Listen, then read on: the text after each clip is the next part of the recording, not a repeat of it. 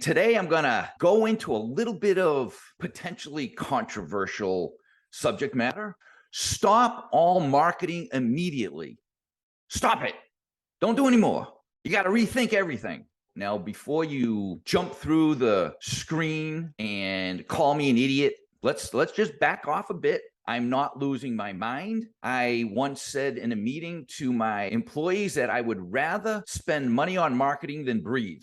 So you can get the fact that, yeah, you know what? I love marketing. I'm extremely, extremely passionate about marketing, but I think we got to do a few things before we go and dump more cash into the marketing machine. And today I'm going to share with you two things that we absolutely, positively have to master before we start spending more money on marketing. I see this time and time and time again where entrepreneurs just go write big ass checks to Facebook and Google and LinkedIn, and they're doing a whole bunch of marketing stuff that doesn't make any damn sense because they haven't really mastered these two areas that I'm going to talk about today. Hello and welcome to the Savage Entrepreneur. My name is Mike Savage. My greatest enjoyment in life is helping other entrepreneurs go through the journey and kick butt, win both personally and professionally. So I'm not losing my mind. I flat out love marketing, but we got to stop just going through the motions. We got to stop it. And I'm going to share some thoughts. I've seen this executed perfectly from some of my clients. I've also seen and experienced this approach from the greatest companies in the world.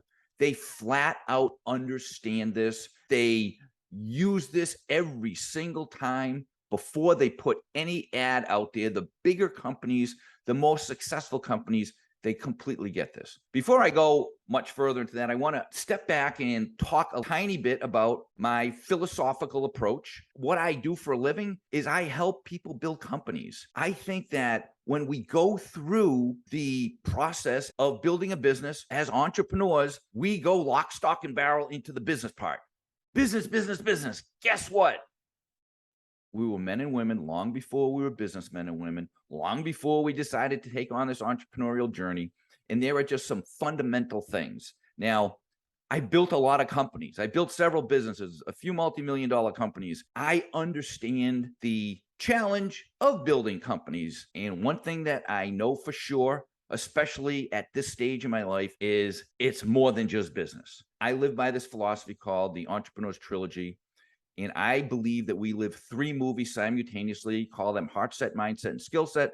I am not going to go into a bunch of detail on Heart Set and Mindset today.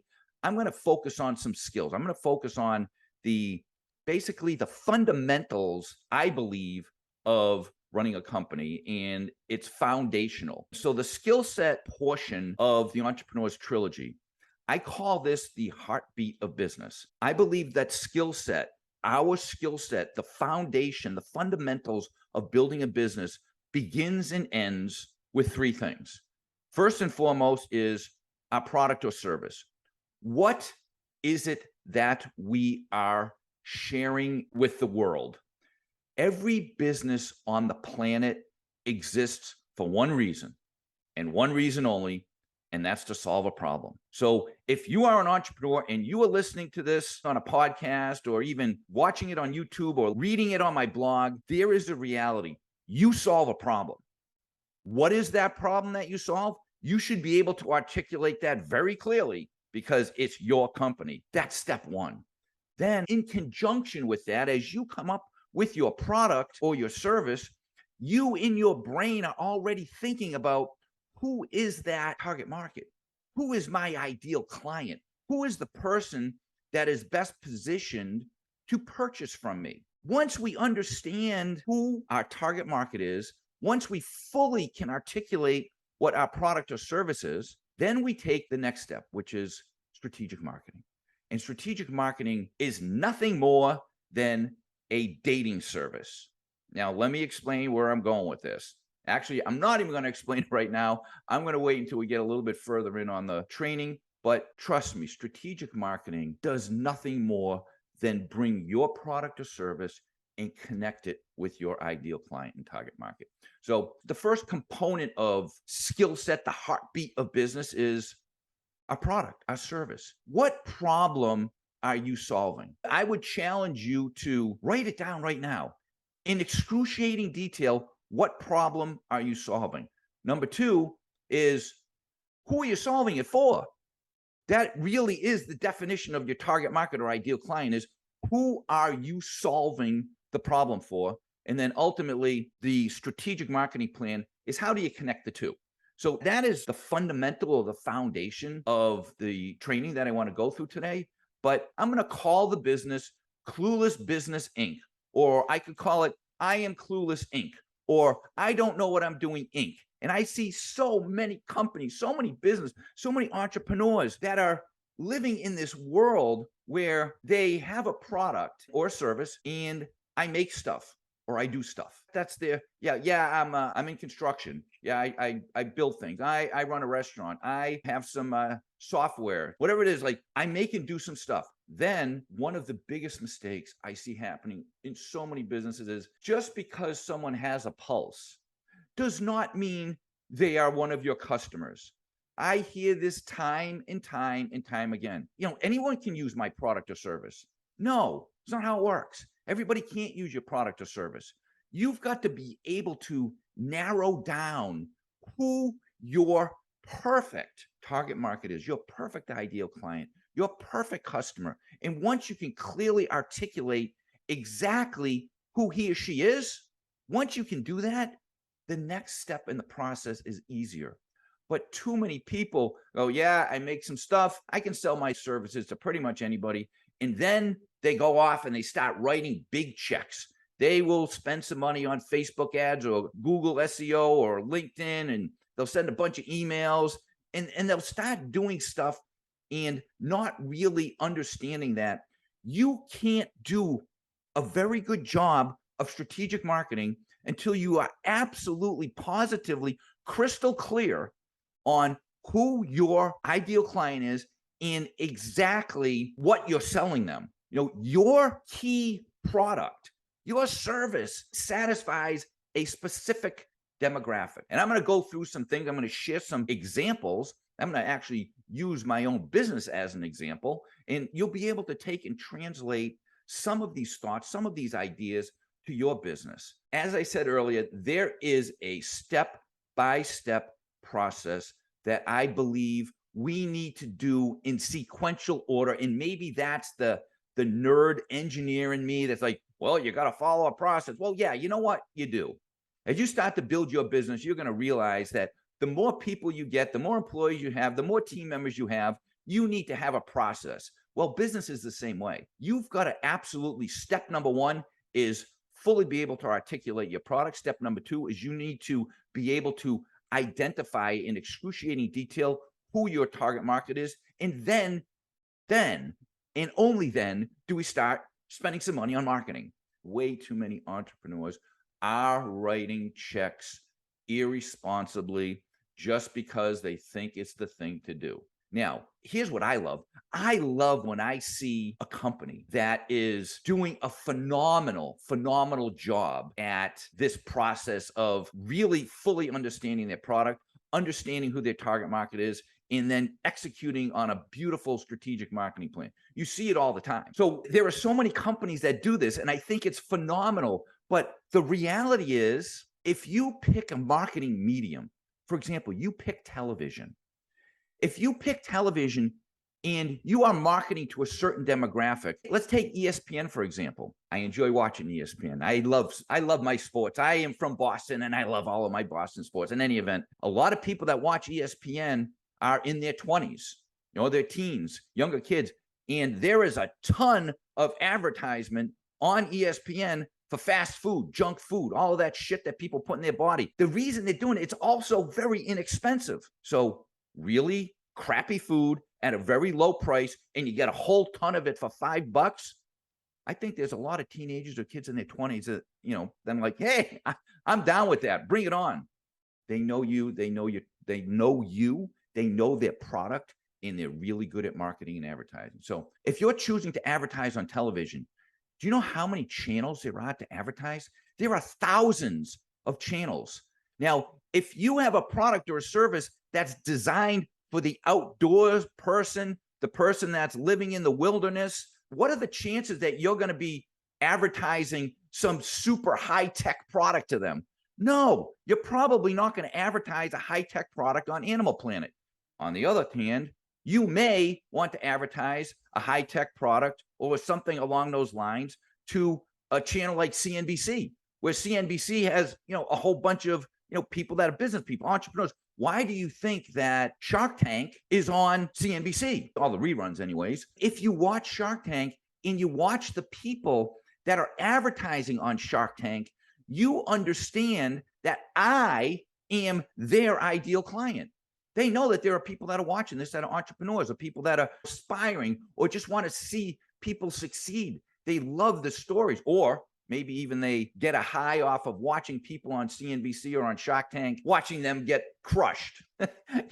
Whatever the situation may be, they go in and ask for a whole bunch of money and all the sharks say, go screw, you don't have a really good business model. But the point is, the advertisements that they're doing on television, they know you. They know who you are. So it's essential to understand this. Now, I'm going to start with the first thing that we need to do before we go and spend money on marketing. We got to do this first, which is really, really understand what is the problem that we are solving. What is your product or service?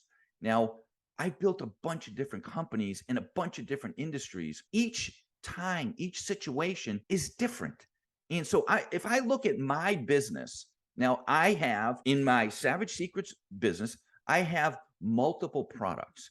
Now, the greatest opportunity is when you have a product or a service and your target market, you've got that person nailed. And then what you want to do is, okay, well, how can I grow my business? You have a product or a service and you already know your target market, your ideal client. And all you do is you add more products or more services to your portfolio that can satisfy that same ideal client. Really, what is your product? So let's talk about my business. Now, I've got several products, as I mentioned, but one of the products is private coaching, where I coach entrepreneurs one-on-one. We meet 2 to 4 times a month, and we just go through the journey together. Because I've always said, the greatest learning laboratory on earth is at the feet of someone who's already done what you're trying to do. Now, I'm going a little bit off track right now, but one of my products is private coaching. Another product is keynote speaking. The most important thing to understand is that the target market for private coaching is completely different than the target market for my speaking business. In my speaking business, I am reaching out to people that put on events. I'm reaching out to associations. I'm reaching out to chambers of commerce. I'm reaching out to organizations. I speak on the global stage for an organization called BNI, Business Networking International. But I'm reaching out to different people. If I'm working to grow my business as far as my private coaching, which I'm limited on the number of clients that I take, but I know where they are. They're running a company and they're running a business. They're probably running a business between $250,000 and $5 million in sales. They've got 2 to 20 employees. They, have been in business for at least 2 years. I can be specific. I understand, but you really got to understand your product. The next thing is, when you're talking about your product or service, what is your superpower? What makes you unique and distinct? Okay, Mike, what makes you unique and distinct? Well, when it comes to my philosophy on teaching, I just don't go out there and talk about business and marketing and sales and cash flow and operations and logistics and sourcing and income statement. No, I get all that. Yeah, when you run a business, you got to know all the business stuff. But I have some very successful, rich, dead friends that focused so heavily on the business stuff that they missed the health thing. And so my superpower or my unique strategic position in the marketplace is I look at entrepreneurship holistically. That's where I come up with the Entrepreneur's Trilogy.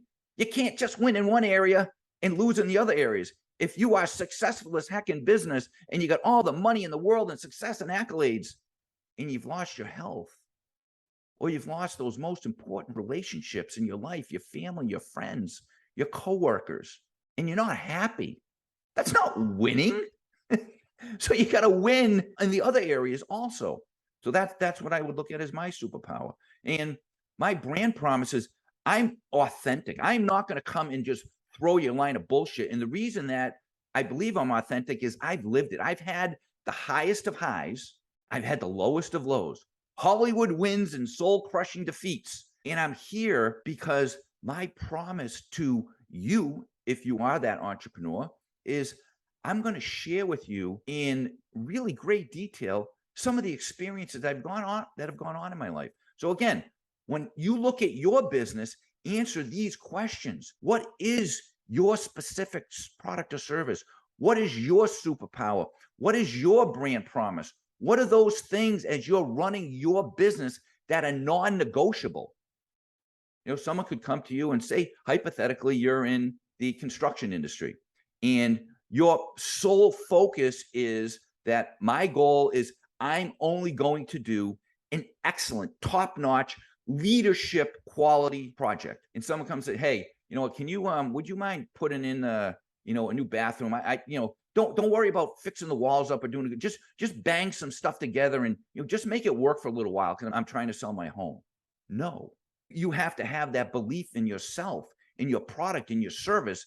It's a non-negotiable. I'm not going to do a half-assed job at anything. I either go all in or I don't.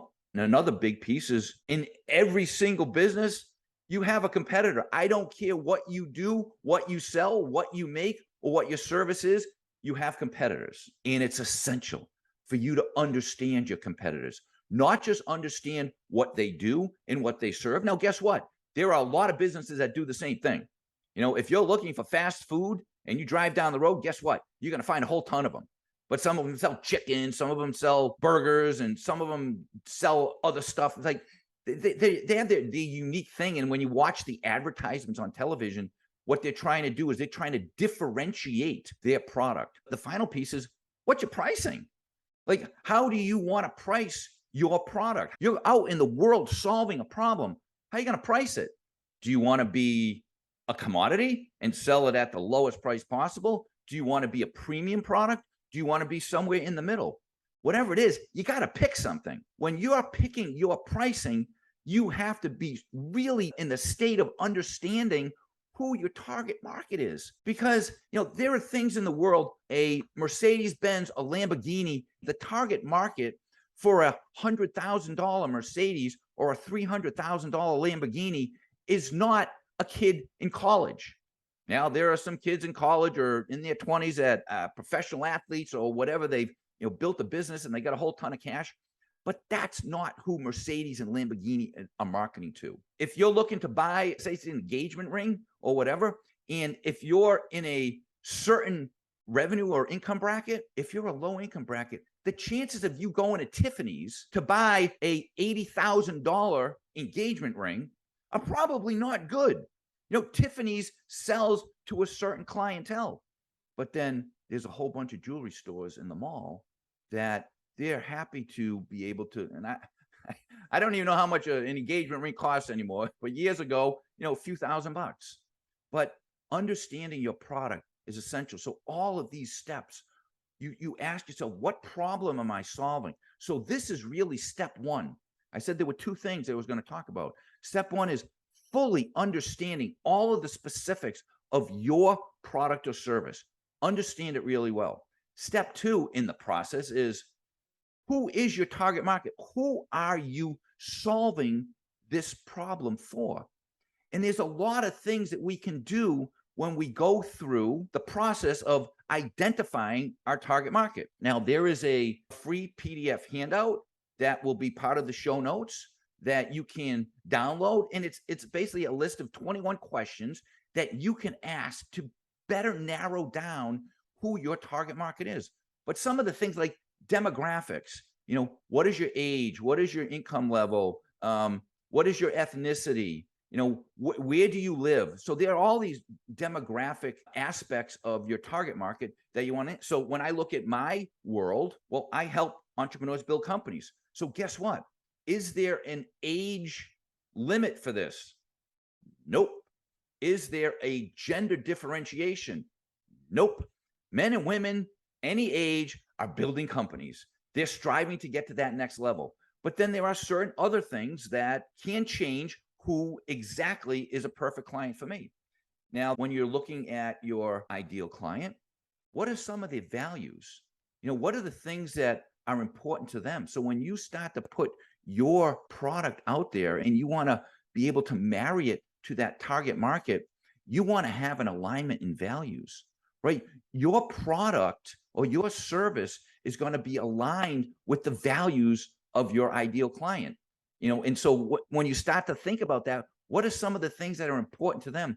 Do they value quality? Do they value honesty? There's a lot of, I hate to say it, but there's a lot of shady scumbag entrepreneur business owners out there that are more than happy to take your buck. Lots of times you're watching their stories on, on CNN, America's Most Wanted, or something like that.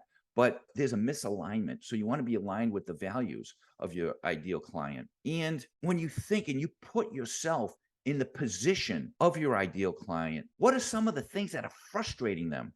So, for example, if you sell a software product, I have a client that sells mobile cellular technology. Lots of times when some of his clients are out in the world, they're in the construction business. And if you see big buildings going up, you always see next to those big buildings going up, whether it be a commercial building or a residential building, oftentimes there's a trailer where the management team gets together. They talk about what's going on with the building. When they want to communicate with the outside world, there is no Wi-Fi and cellular service may not be working. So my client comes in and provides them a solution to their frustration.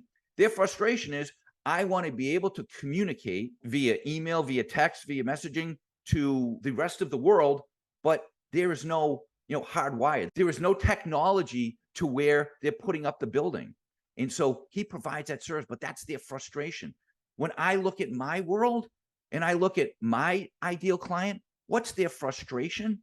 Their frustration is they're working an insane number of hours. They are not having a personal life. They may be missing their kids. They may not be healthy. They may not be bringing the cash in that they want. Their business may not be growing as fast as they want their business to be growing. Those are some of the frustrations that my ideal client has. Another is, what are some of the pains and fears?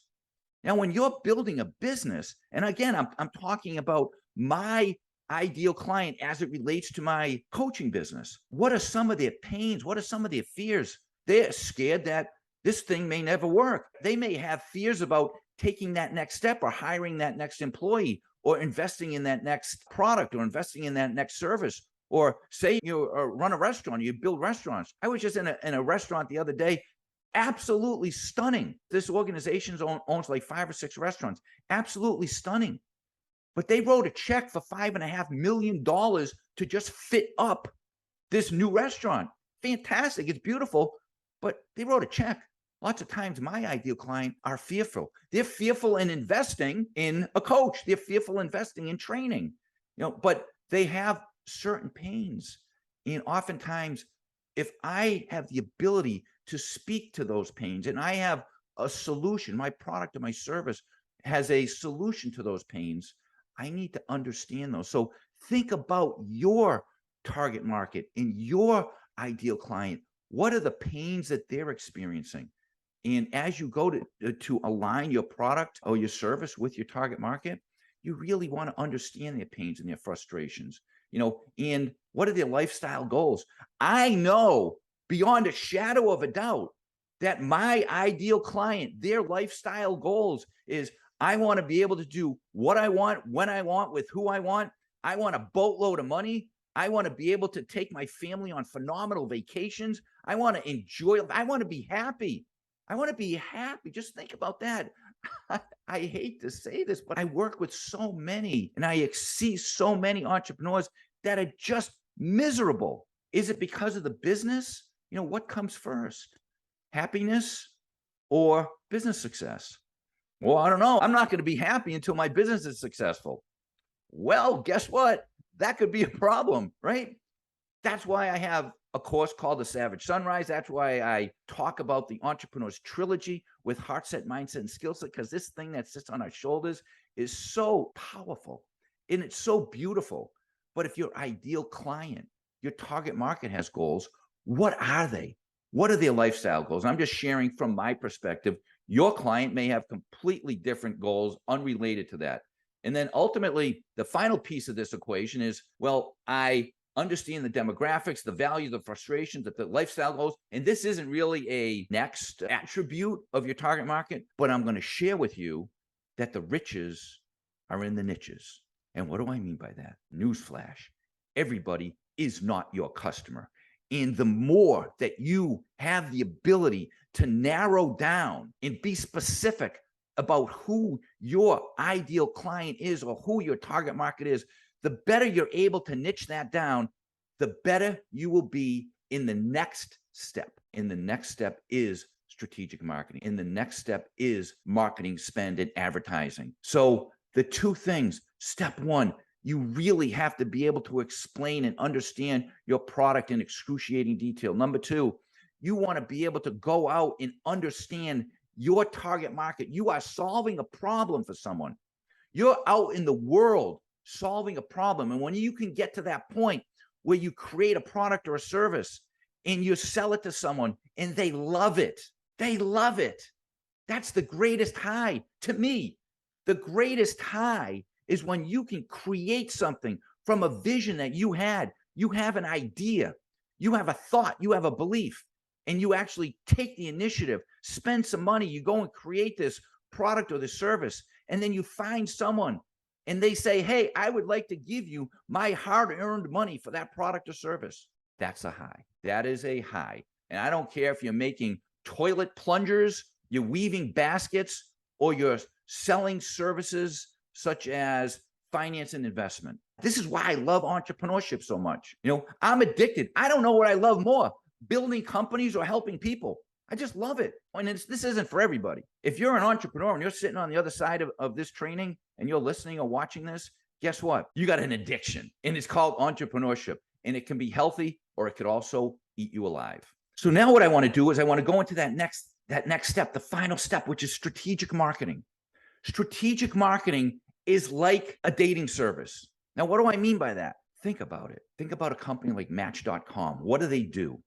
Match.com or any other dating service, they bring two people together, right? Two people that have similar likes, similar dislikes, similar attractions, that they're trying to bring them together. This is what strategic marketing is, in my opinion. You have your product or service on one side, and then you have your ideal client on the other side. And strategic marketing is the strategy or the process of bringing them together. Right? I mentioned it earlier. It's a freaking high.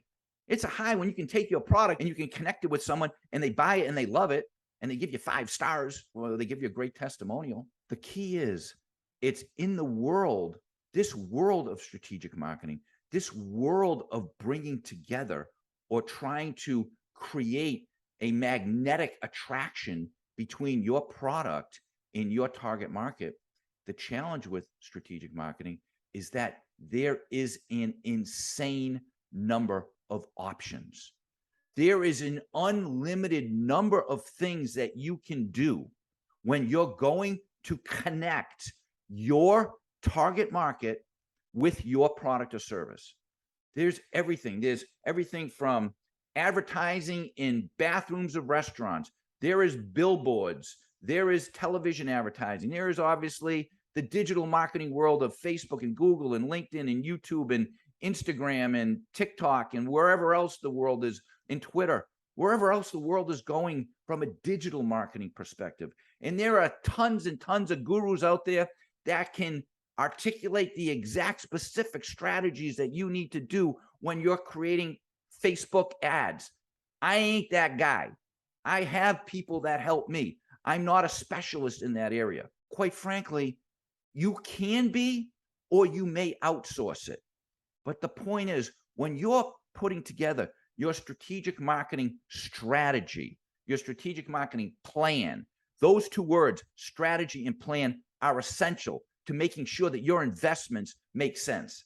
Spending a whole bunch of money on doing stuff just for the sake of doing it doesn't make sense. You could be a podcast guest. You could create your own podcast, which I just created my own podcast. There are so many things that you can do. So my recommendation is pick one or two or three that you can be really good at. When I started this business a few years ago, I said, I want to be really good at just a few things. I've expanded. So I started doing webinars. During the world of COVID, webinars were phenomenal. Well, the world's opening up again. So will webinars be as powerful? Don't know. But I wanted to be good at a couple things. I wanted to be good at creating an email list and being able to share content. That's another marketing thing, content creation. I try and create a valuable piece of content every single week. And I started to do webinars where I was able to bring people in and share with them in a live format, some of the things that I thought were important or essential for them to run their business. But the secret sauce is don't try and be everything to everybody. Don't go out into the world of marketing and say, I want to go do everything. Pick one or two, be great at it. And once you become great at it, then go to 3 and 4. And then if you can become great at 3 or 4, then go to 5 and 6. But ultimately, the formula doesn't change. Ultimately, the only purpose, the sole function of strategic marketing is to connect your product or service to your ideal client and help them along the path or the journey of knowing you, liking you, and trusting you. Because when you can get to the point where your target market, your ideal client, they know you, they like you, and they trust you, when you can get there, it makes the next step in business, sales, generating revenue, so much easier. It breaks down the barrier. We want to do business with people we know, like, and trust. We want to buy products from brands that we know, like, and trust. There are companies out there that have mastered this, and they've been doing it for generations. Companies like Apple and Amazon. These are the big ones. I'm just using the big, but there are a lot of small niche companies that have created a brand and a promise, and they have attracted you based on their messaging or their product portfolio. They have attracted you to know, like, and trust them. That's why I always say, if you get an order, that's wonderful. Getting an order, though, I think is useless. If you get a customer is someone that will buy from you more than once. And in addition, not only will they buy from you, if they really love you, they're going to tell others about it. That's the holy grail of business. When people buy from you and they love it, 5 stars, and they tell others about it. The holy grail. So the 3 components, the 3 pieces. In the first 2, you got to get right. You got to fully understand your product. You got to understand your target market, your ideal client. Then go spend money on marketing. This is why the title of this training was Stop All Spending on Marketing. Stop doing marketing. It's not stop doing it. It's don't do it until you get the other 2 right, because it is going to be a huge help. Now, like I said, there is a free download that we put in the show notes, 21 questions that you must ask to find your ideal client, to identify him or her. It's not a super elaborate handout, but it will get you thinking a little bit. It'll get you, there are some questions in there. It's like, yeah, you know what? If I ask that question, I fully understand that. It's going to help me create better messaging, better content. I hope that this helps. If you're watching on my YouTube channel, please subscribe and like this. If you want to leave me a comment, I'd love that as well. If you're listening on a podcast, I would love for you to subscribe to my podcast. If you love the episode, give me a 5-star rating. If you didn't like the episode, rather than give me a 1-star rating, shoot me an email and tell me what you didn't like about it. No, I'm serious.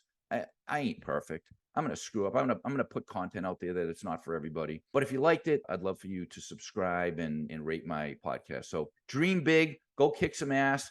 I want to, again, thank you. I'm delighted. I love doing this. I want to wish you an absolutely amazing day and have a ton of fun building your company. See you soon.